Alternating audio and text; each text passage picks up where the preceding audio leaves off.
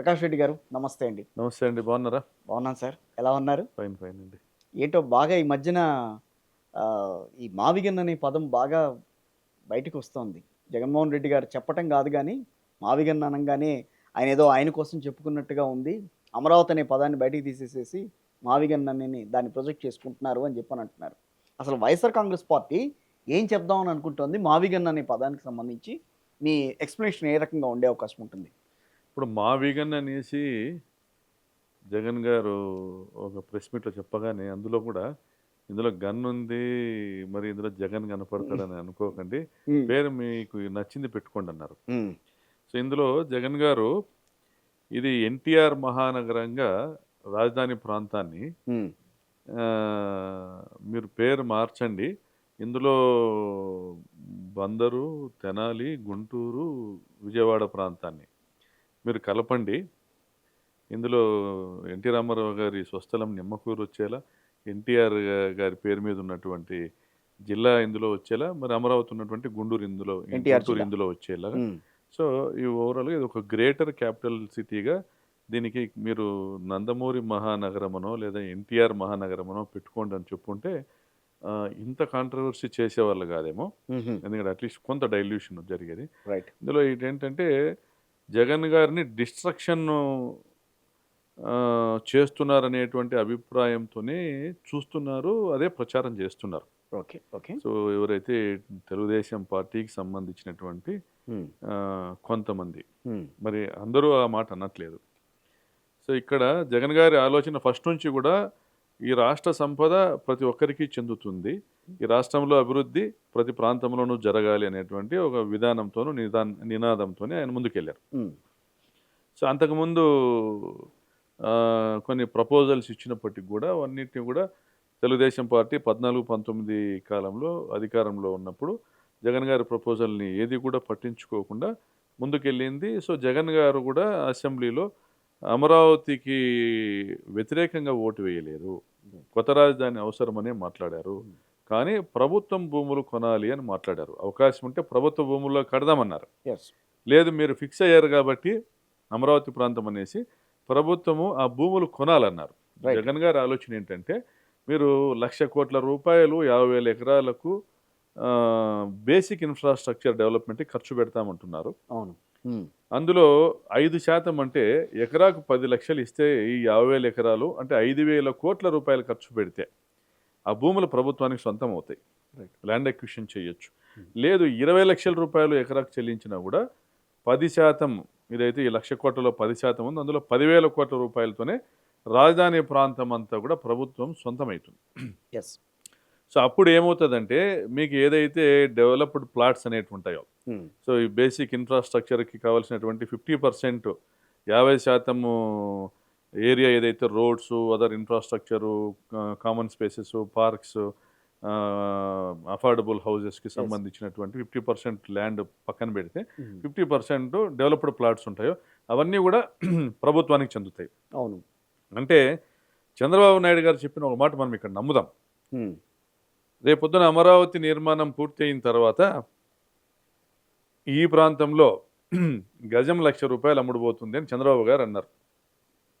ఆ నమ్మకంతోనే land pooling జరిగింది. రైతులు ఇచ్చారు. 33,000 ఎకరాలు ఇచ్చారు. మొన్న గూడా ఇచ్చారు. ఇస్తున్నారు కొంతమంది ఇంకా ఇచ్చారు. ఇద్దే. హ్మ్. సో, అంటే ఈ 50,000 ఎకరాలలో సగం అంటే దాదాపుగా 25,000 ఎకరాలు ఇంటూ దాని 50% అనుకుంటే హ్మ్. మీకు ఇంటూ 1,400 గజాలు 1,400 గజాలు. ఎకరానికి. హ్మ్. 50,000 ఎకరాలు ఇంటూ 1,400 గజాలు. ఓకే. అంటే ఇంటూ రూ. 1,00,000. హ్మ్.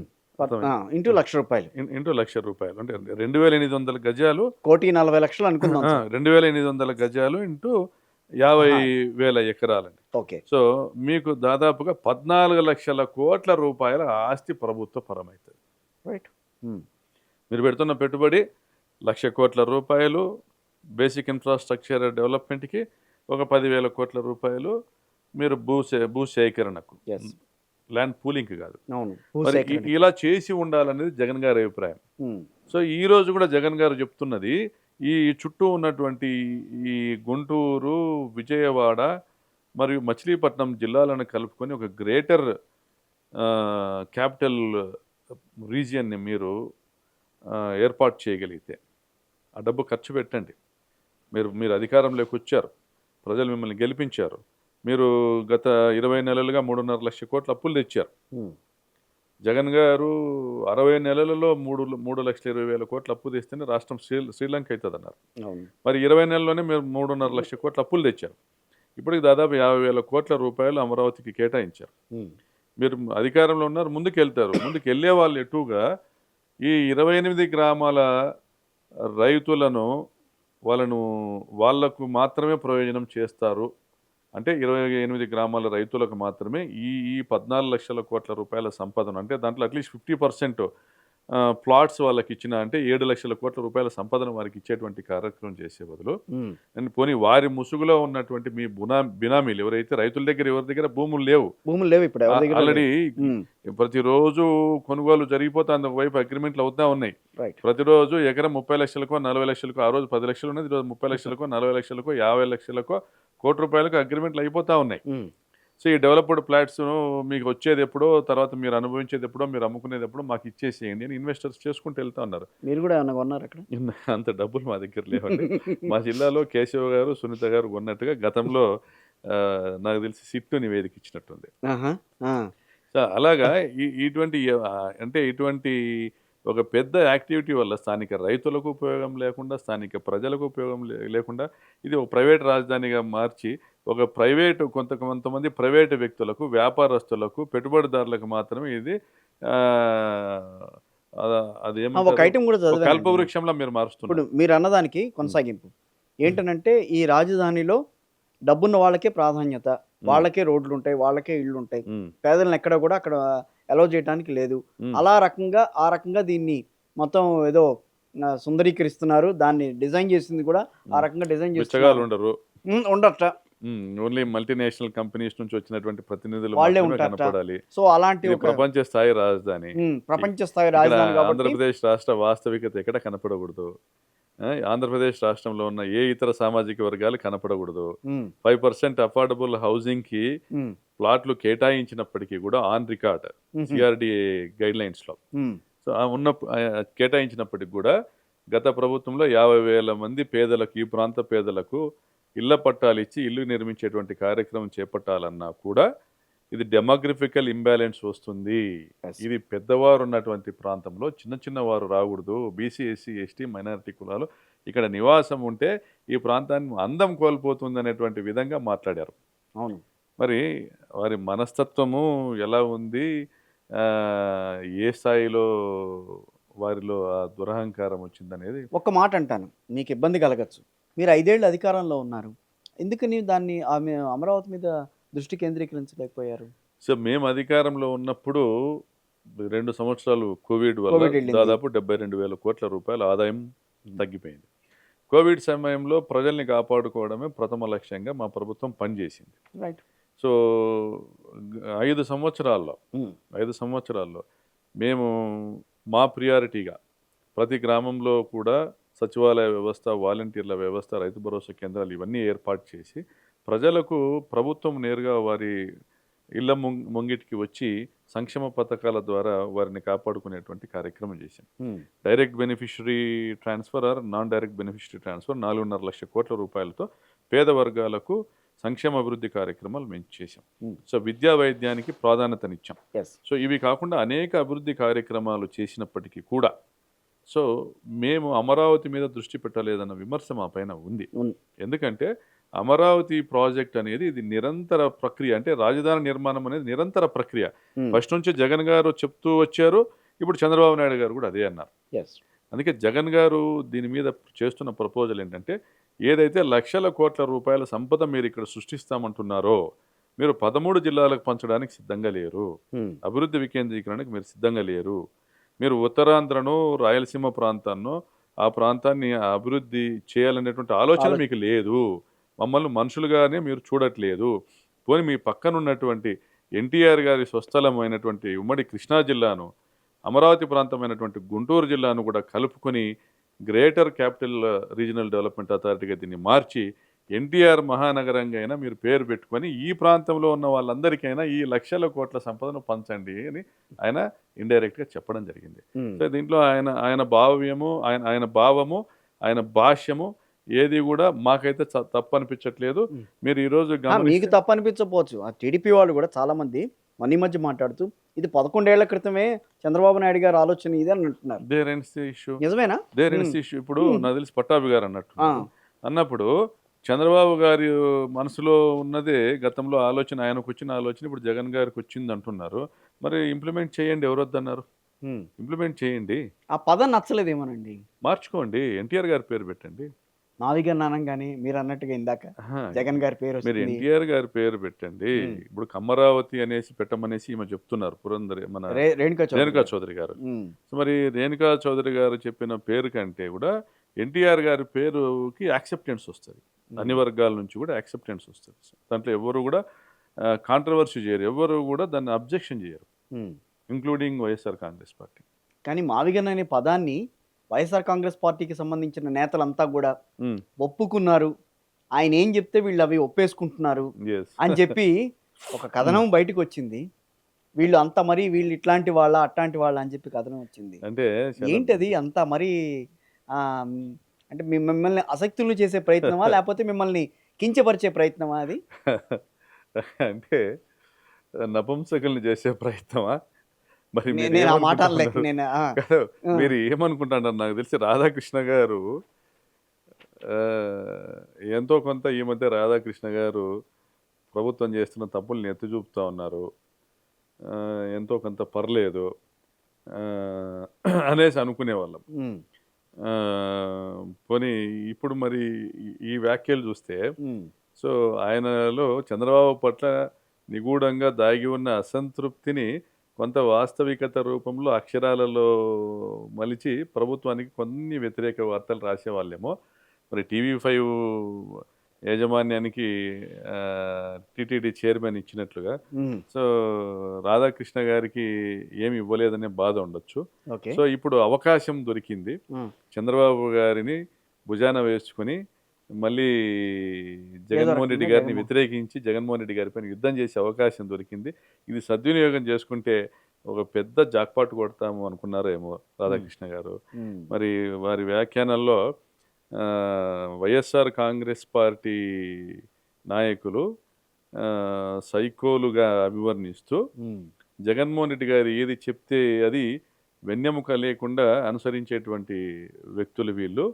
జగన్మోహన్ రెడ్డి గారు మీ పెళ్ళాలు ఆ కాదు, పదాలు వదిలేండి సార్. మీ చెల్లెళ్ళుగా భావించండి, వాళ్ళకి మళ్ళీ పెళ్లిళ్ళు చేయండి అంటే కూడా వింటారు అని అంటే ఎంత కఠినమైన హృదయంతో, ఎంత